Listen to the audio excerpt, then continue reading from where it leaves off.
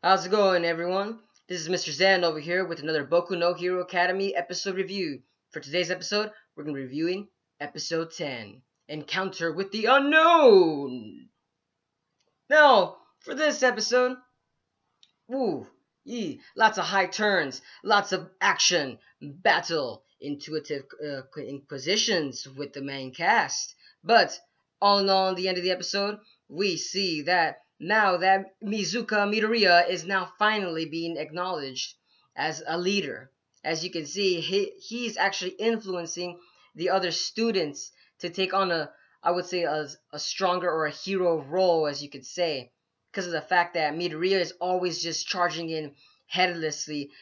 It does, to be honest, in an adult kind of perspective, it does look like it's just a brash decision and like without no questions asked. That looks like this guy didn't even think a plan ahead. But through the student size, of course, he looks like he's actually taking, of course he's showing some fear, but it looks like he's also showing that, he's showing a little bit of courage right there in itself. That even though he might fail, he's gonna still try his best. And that's what I liked about this episode. Izuka Midoriya has never faced villains before. Well, he has, but I wouldn't say in a real life situation where knowing that no one's gonna rescue him. All the teachers are all busy, knowing that there is help, but it's just him by himself. So this episode, you can see that Izuka Midoriya is now finally establishing himself as, what? If All Might is gonna be the symbol of peace, then I should also prove myself to be worthy of that title. And you could clearly see that in this entire episode. And there is so much to talk about in this episode that holy snap, you're here wondering like, wow, you gotta love the pacing of the episode. Also, you gotta remember that this pacing is stupendous. Now, the plot of this little mini arc is quick though. That in itself, yes, the whole entire plot is, All Might come. The villains are gonna capture All Might. In order to defeat All Might, they brought in so many of these villains, and All Might's not here. So now they gotta just take care of the students and kind of use them as kind of like bait, and try to capture All Might using the kids. But that kind of says a lot about the villains in itself, because of the fact that the villains didn't really I would say, have a big master plan, because they were only expecting All Might to be there. I'm here. It kind of makes you think and speculate the fact that, okay, so what if All Might wasn't there? What are you guys gonna do? Just, okay, if the All Might's not there, I guess just take the kids as bait and kill them. Why not hold them as hostage? That's what I was actually thinking throughout the whole entire episode. Why kill these kids? Just beat them up a little bit, tie them up, and just say, All Might, we got the kids back here. You try one reckless move, bam, that's it for you, man. Your symbol of peace will be over. That's what I personally, if I was a villain, that's what I personally would have done. But instead, in this episode, you kind of see the villains, they're going to kill the kids. And you're here wondering, why kill the kids? The kids are actually a golden opportunity to capture All Might. But instead, they want to go with their traditional role of, let's just kill everything in sight. Even though our plan failed, that All Might's not here, let's just kill the kids. No, no, no, that's not how it works. You actually have to think of a backup plan in order of your backup plan. You just gotta keep having backup plans with every backup plan. And, these villains here, they're just kind of, to me, it looked like they were kind of winging it throughout the whole entire episode. That's what I kind of found hilarious.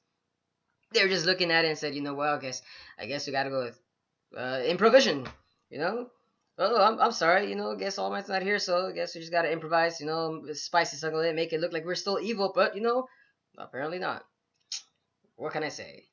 But you gotta remember, you gotta love the villain's attitude. The fact that they're just they're kind of just using fear, intimidation, and numbers. Yes, that is true in a battle, that could work. But you also kind of have to play your cards right. It's like a chess piece. You gotta play your cards right all the time. You always gotta be one step ahead. You can't make a faulty error. And in this case, they made that faulty error is because of the fact that All Might wasn't there. The villains now are just taking a gamble at that, and that's kind of hilarious.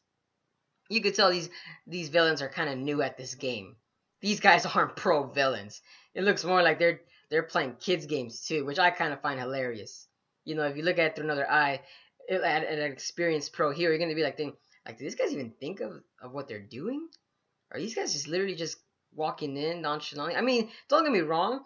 the villains did actually, have I'm assuming a villain or a coworker or whatever the case they want to call it, to disrupt the signals for the whole entire UA. Now that is smart, because I was the whole time I was thinking, why won't they just call All Might from the UA and then just say, hey, All Might, we need help, come here quick. But like 13 said, oh, they're disrupting the signals.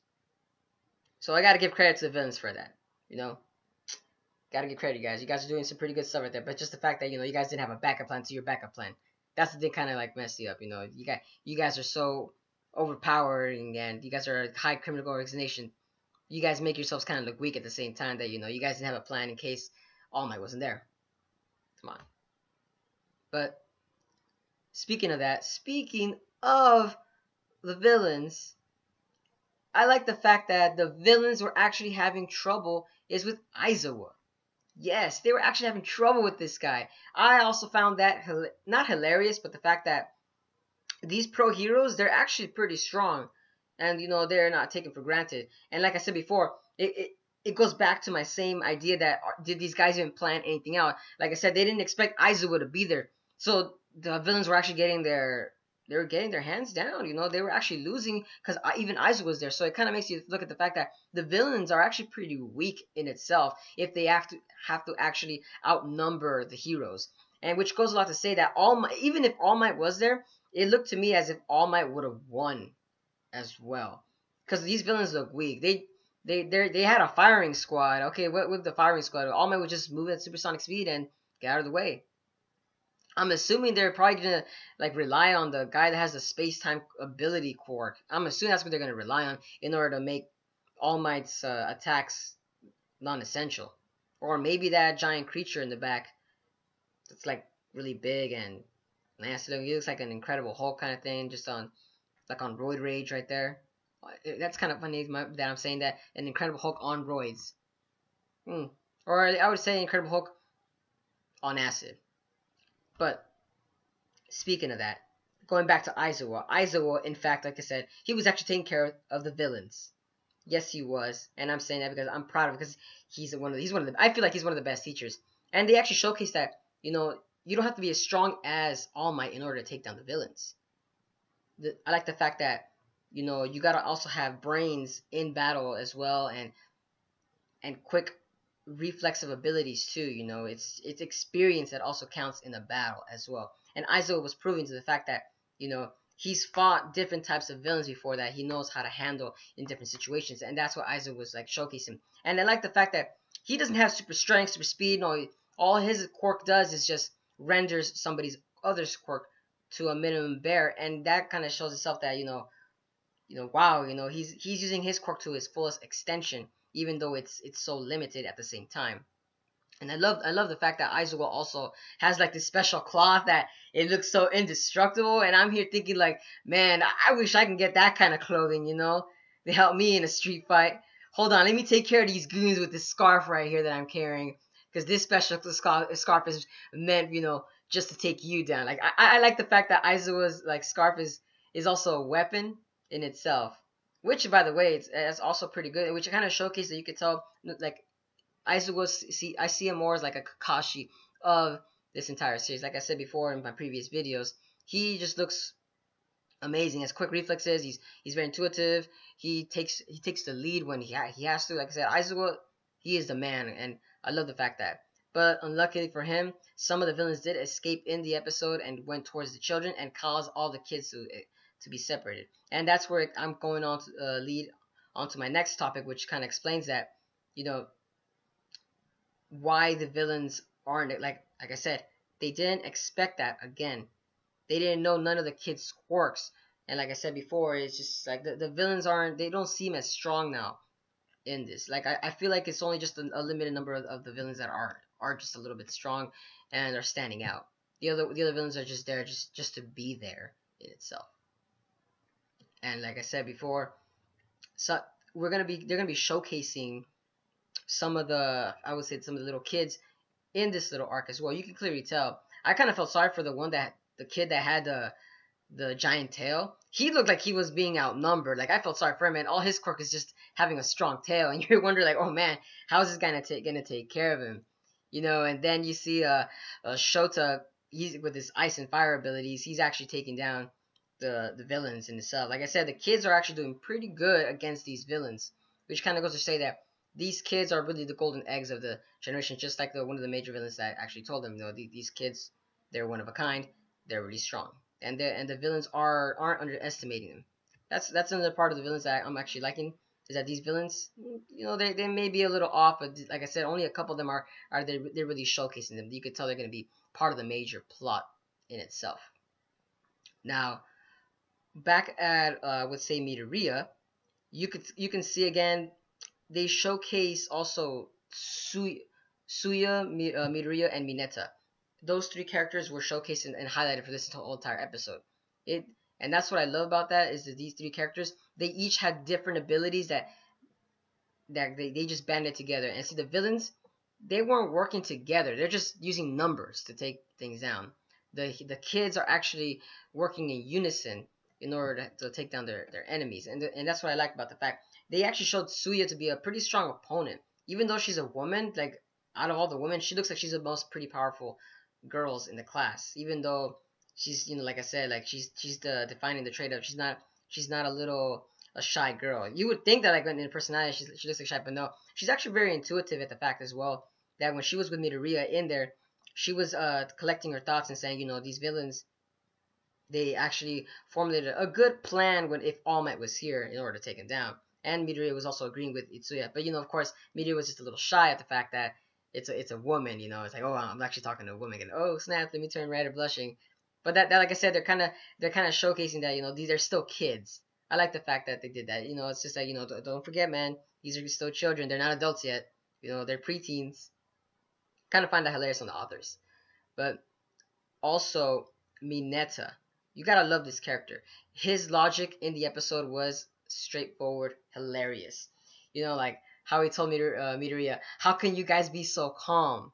We just entered school, not expecting to be killed for the first couple days. I like that logic that he used. And showcasing that so that some of these kids are normal. They're not like crazy psychopaths. Battle gun ho ready. Mineta. I'm assuming Mineta's supposed to represent the normal. I would say like the normal kids in the sense, because of the fact that he was hyperventilating, he was screaming his lungs out. He was showcasing that like he wants to touch another.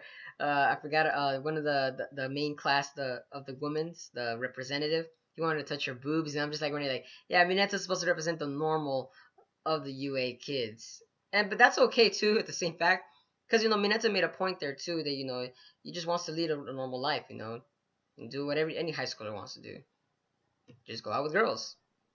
But even he was served as a comedic relief. He actually in itself was also, how do I say, he had his own little character progression really fast too. Like I said, the plot in itself is good. It's just that it's going a little fast in each episodes. The episode itself is paced very well, but just the whole entire plot is moving very fast. That's what I'm trying to say in this whole entire little mini arc. The author sure likes he makes good he really writes good plots, but just that he makes this I would say the action pace really quickly. I'm assuming just 'cause he just wants to stick straight to the main plot, and that's it. No fillers, no. He's not trying to extend it like other shonen series. He's just trying to stick it and combine it all at once. That's good in a sense, But like I said before, with Mineta, gotta love this character. This character is very lovable. I'm assuming all fans are gonna love Mineta. And his quirk is not even strong too, which makes it fun. It makes it hilarious at the same fact that because his quirk is not strong, he still managed to take down all these villains, and that's hilarious. I found that hilarious, His time to shine was right in this episode. Even Suya was amazed that, like, wow, you're actually pretty amazing when it's your time to shine. And that's what I love about Mineta. Give you an A+ for effort. Oh yeah. But wrapping things up on this whole entire series, or I should say, my bad, this episode, we're going to look back at the fact that what is going to happen with All Might. In this episode, they were actually showcasing with All Might that, it's time for you to put your mantle down. The principal in itself, by the way, the principal is very cute. Love him. He's so cute. But they were showcasing the fact that All Might should put his mantle down and just retire and be a teacher, because of the fact that, it's thanks to him that crime rates, yes, they have disappeared, they're decreasing. Yes, of course, there's still a lot of ruffians, but you gotta let other heroes do their thing too. We can't just solely depend on you. That's the vibe that I was getting from the principal. We can't depend on you all the time. You have to let others step in and let them take care of it, because of the fact that there will always be evil around, no matter what. Yeah, we know that he's a symbol of peace, but just slow down, man. You need to start thinking about the future instead of the now. And that's what I like about the principal. You could tell this principal is really smart, and he's telling All Might, stop being so reckless and train your next success. I'm sorry about that. Sorry for stuttering. Train your next successor, because of the fact that you don't have much time, and you can tell that you're hurting right now. You're hurting, and you're only hurting more yourself by doing all these reckless things. And that's what I like about this episode, the fact that they kind of show, even though that scene was small, that was a very important scene to not overlook as well. And that, a lot of viewers probably think, it's kind of ran into that, but no, it's a lot of foreshadowing too at the same time, that we could probably think that probably in the later chapters or episodes, the fact that All Might is going to be gone, or like maybe something might happen to him, because of the same fact that just All Might has to be careful. And you can tell that now that his quirk time, when he uses his quirk, I'm sorry, it's actually slowing down too. He can't keep it up as long, and the principal's telling like I said, just slow it down. And that's what I love about this episode. Like I said, the pacing was good and stuff, but like the plot in the entirety is just going very fast paced. The plot is. But let me know. But like I said, this is it for the whole entire episode. It was amazing. Don't get me wrong. I know some people actually were kind of hating on this episode too, because of the fact that there wasn't that much action. I mean, yes, Tenya Lita he's gonna be the main hero in this arc again, because his mission is to rescue the kids. So everything rests on Tenya Lita's shoulders. That's just it. He's another main cast character that they like to showcase, and you can tell that the author really loves Tenya. Tenya Lita, again, he's always being used in every single episode as like a very important cast member. But like I said before, let me know down in the comments below what you guys thought about this episode. Like I said, I enjoyed this episode. What are your thoughts on the next episode? Do you guys think that Black Mist guy character is gonna really hold down Tenya Lita? Do you guys think are they gonna showcase every single fight? Because the way that I'm looking at these episodes, I don't think they're gonna showcase every single fight. Because there's only 13 episodes left. We're down to episode 10. So I'm assuming that they're not really gonna showcase every single fight. I kind of wanted to at the same time that they would showcase that, but that doesn't look like the case to me. But like I said before, let me write down in the comments below what you guys think about the episode. And as always, don't forget to subscribe to my YouTube channel if you guys enjoyed my content. And as always, stay golden, folks. This is Mr. Zen, signing out.